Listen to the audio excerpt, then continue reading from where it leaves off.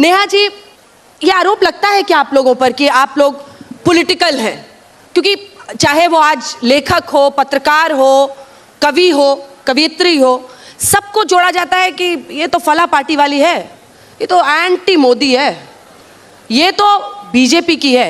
ऐसा आरोप लगता है क्या? और किस तरह के विरोध का आपको सामना करना पड़ता है? ऑनलाइन ट्रोलिंग हो या फिर कोई भी विरोध जो आप झेलती है, उसके बारे में वो अनुभव बताएं। बिल्कुल विरोध होता है। अभी मेरे को भाजपा विरोधी लोग कहते हैं बड़ा कि ये तो हमेशा मोदी जी की आलोचना करती हैं, योगी जी की आलोचना करती हैं।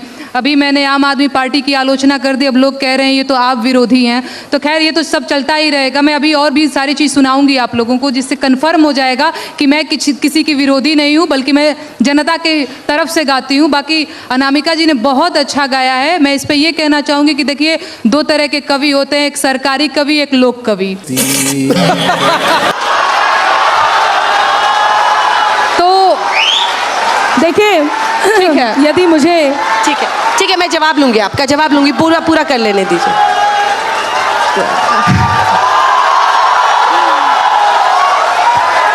बहुत ये प्रेम आशीर्वाद रहुआ लोग बनैले रही। अब हमार बारी बा। बहुत नौजवान लोग भी बा, पीछे से ताली बजा रहल बा, और बहुत लोग बेरोजगार बा। आज हम बेरोजगारी का गीत गाए।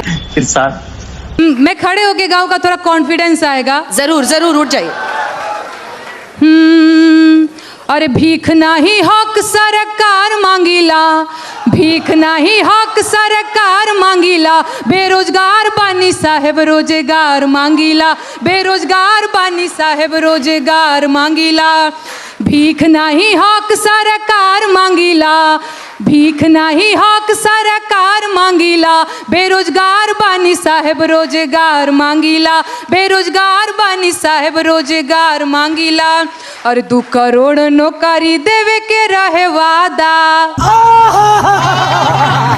कहत रहल कि रोजगार मिली ज्यादा, कहत रहल कि रोजगार मिली ज्यादा। 2 करोड़ नौकरी देवे के रहे वादा, कहत रहल कि रोजगार मिली ज्यादा।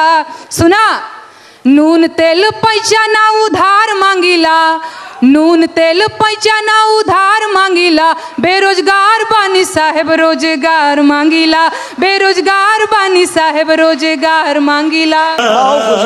नवा लोग का कहता, अरे उमर आधी आइल भइल जवानिया बेकार, नौकरी कहिया मिली, किया ही दादा कहिया मिली।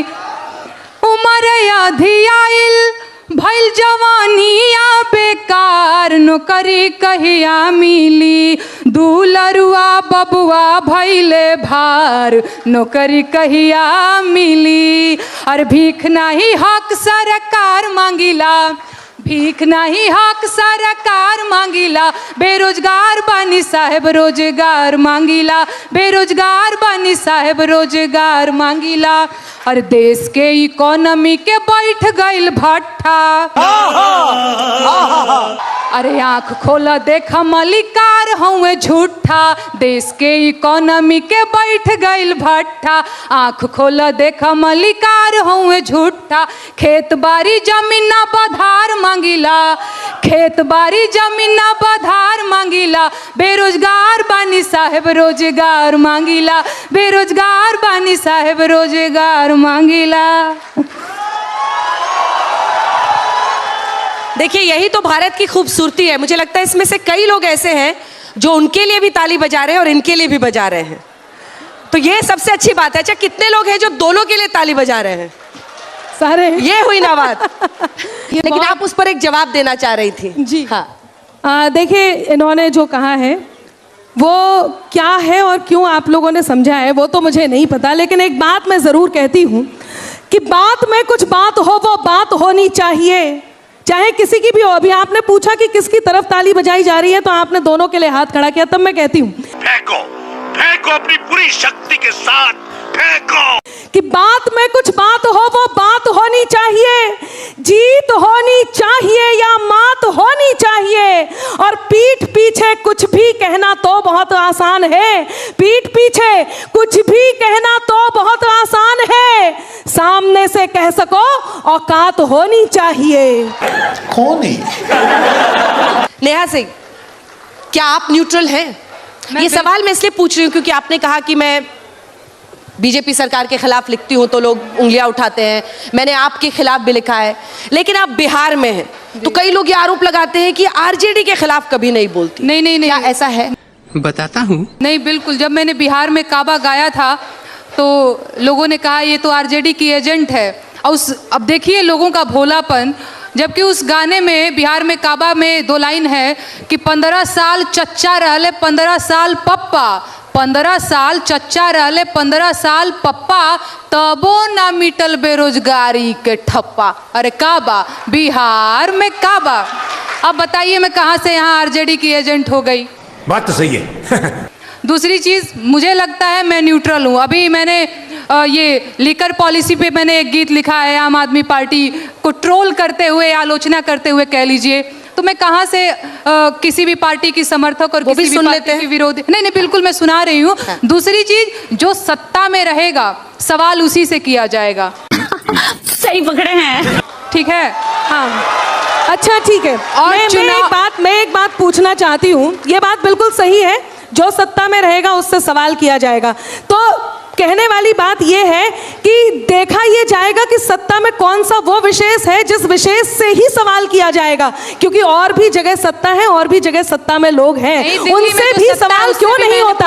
वही सवाल क्यों होता है जहां जहां एक पार्टी विशेष है?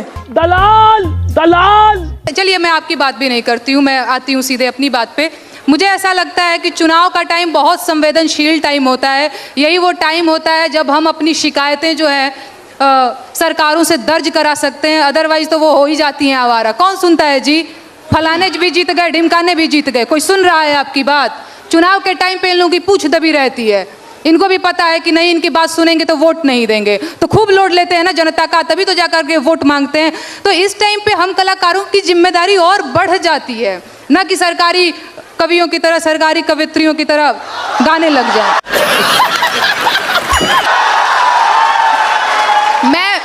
मैं किसी को यहाँ ट्रोल नहीं कर रही हूँ, जो मैं हूँ मैं वो बस आप लोगों को बता रही हूँ कि मैं न्यूट्रल हूँ। मैं खुद को लोक गायिका कहती हूँ और मुझे लगता है कि एक सच्चा कलाकार लोक के हितों से कभी समझौता नहीं कर सकता, तो वो मैं करती हूँ। देखिए, जिस उत्तर प्रदेश में आप सरकारी पुरस्कार की बात कर रहे हैं, वहां पर बाबा जी ने आकर के सबसे पहले जहां बुलडोजर चढ़ाए, वहां पर इस प्रकार के पुरस्कारों को सबसे पहले बंद किया है, जो दिए जाते थे साहित्यकारों को। भी तो चालू किया है।